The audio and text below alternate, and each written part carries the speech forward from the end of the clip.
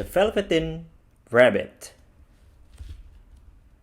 Adapt from the original story by Marjorie Williams.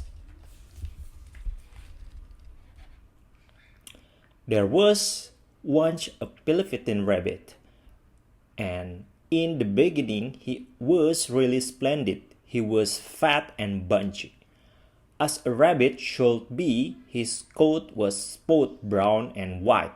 He had real straight whiskers, and his ears were lined with a pink satin.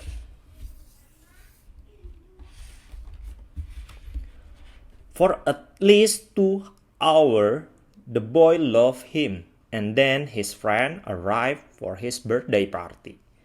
And in the excitement of looking at all of the new presents, the Velveteen Rabbit was forgotten.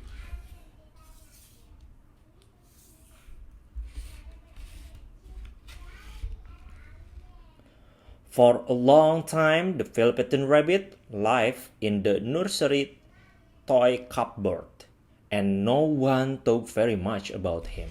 He was naturally shy, being only made of velveteen. Some of the more expensive toys snubbed him. The mechanical toys thought they were very superior. They looked down on the other toys and pretended they were real. The Velveteen Rabbit could not claim to be real, for he didn't know that real rabbits exist. "What is real?" asked the Velveteen Rabbit one day, when he was lying beside a rocking horse on the nursery room floor. "Does it mean having things that buzz inside you and stick out handle?" "Real isn't how you are made," said Rocking Horse. "It's a thing that happens to you when a child loves you for a long time, not just to play with, but really loves you, then you become real."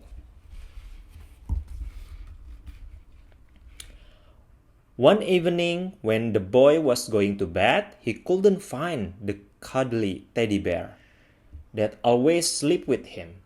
His mom was in a hurry and saying that the toy cupboard door stood open.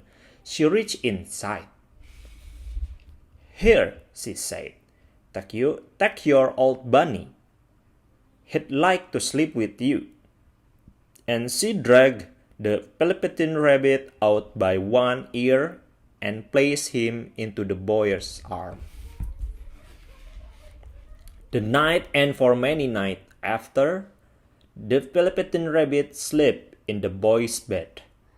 At first, he found it rather uncomfortable, for the boy hugged him very tight.